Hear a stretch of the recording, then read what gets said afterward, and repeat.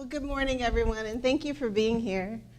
Here's the thing, to be the best takes a lot of time. It is a huge time commitment. And so it's understandable if something like reading takes a backseat to other priorities like work, family, your health, all that good stuff. But we know it's important. And not only reading for pleasure, which is good for your soul, but keeping up professionally as well, maybe trends in your particular area or just professional development in general. It's important, it's a necessity, but it's hard to fit in. So today, for a temporary solution, I'm going to take you on a 10-minute tour of 25 books. And I hope I'm going to give you some takeaways, things you can implement today, and I hope that by the end of the talk, you'll come away with a few takeaways of your own. But let me back up a minute. Long story short, I started reviewing books for business in Greater Gainesville a couple of years ago.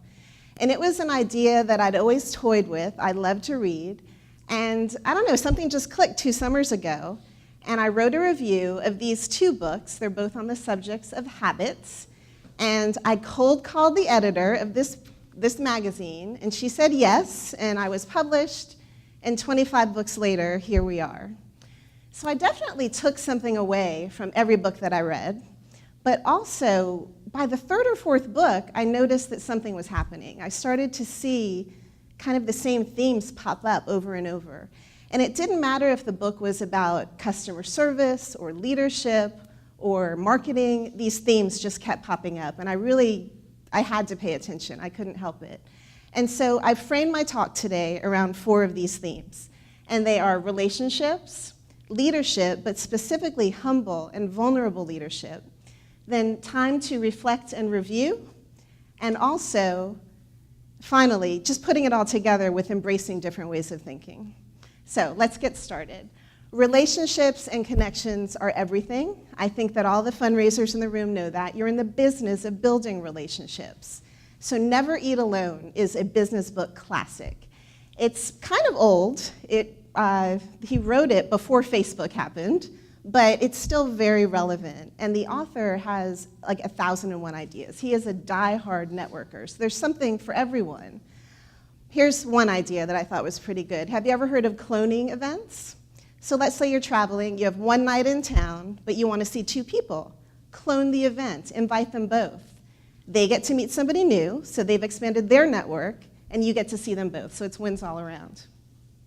But what I found interesting about Never Eat Alone is this. From the very start, he's super clear that all of this connecting has to be done in the spirit of service. So it's you're asking, what can I do for you, or how can I help you?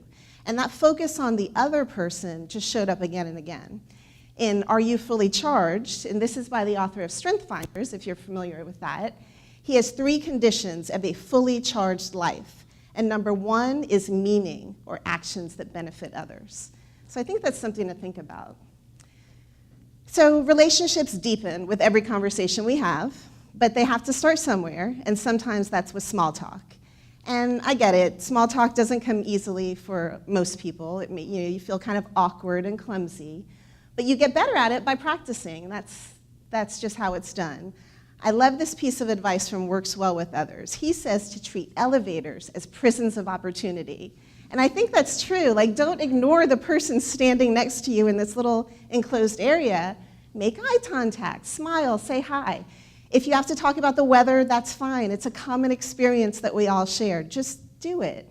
And I was thinking about other places we can get in some practice. Maybe you're in line at the grocery store waiting for a coffee. You catch yourself pulling your phone out and starting to scroll. Put it away. Make eye contact. Make a little connection. It feels good.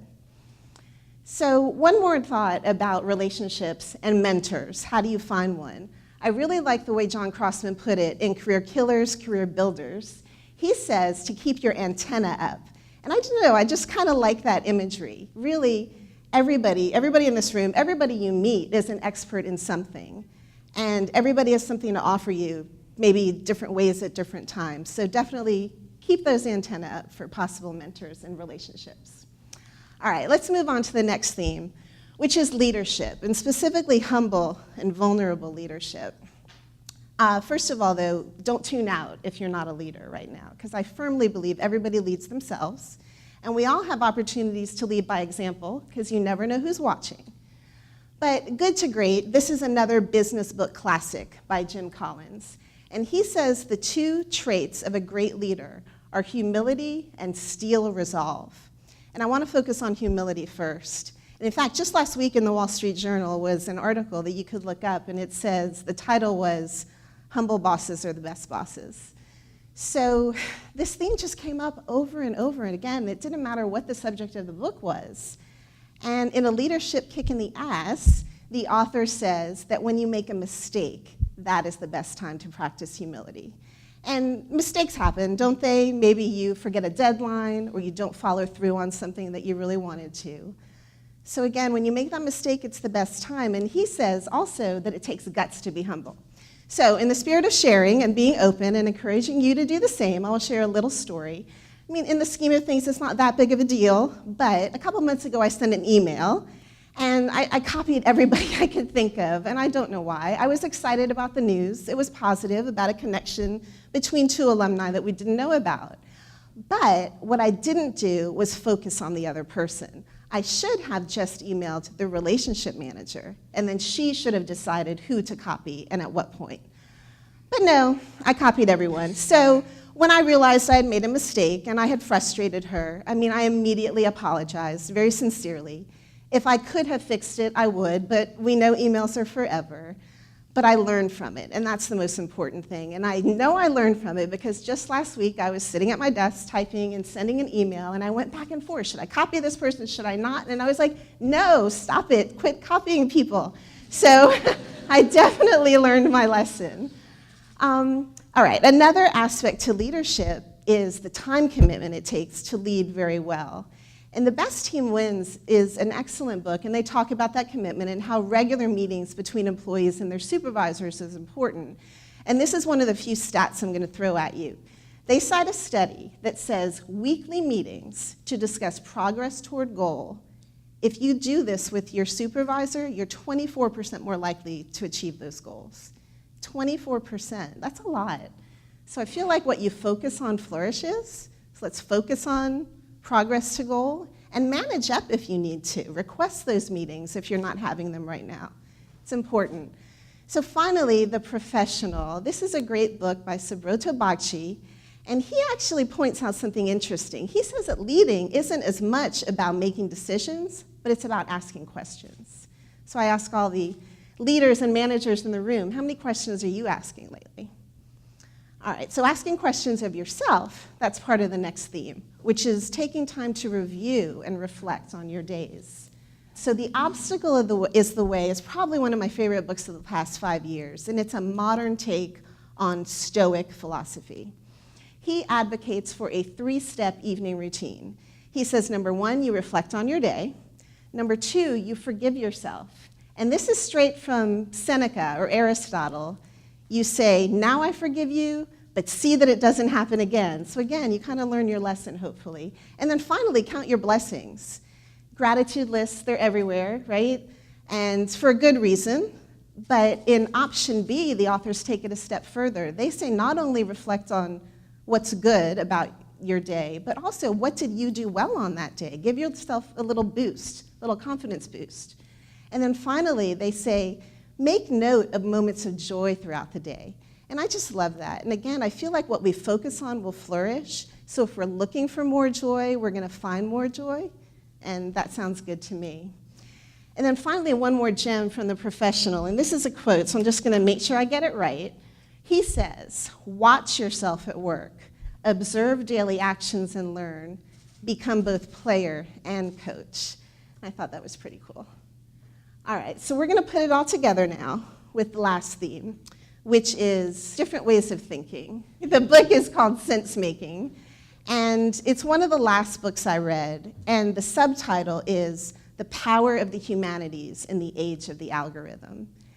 He had me at the subtitle. I love data, I work with data, but it's true. We are living in the age of the algorithm and big data and Tesla and Alexa and the society of the future and so on.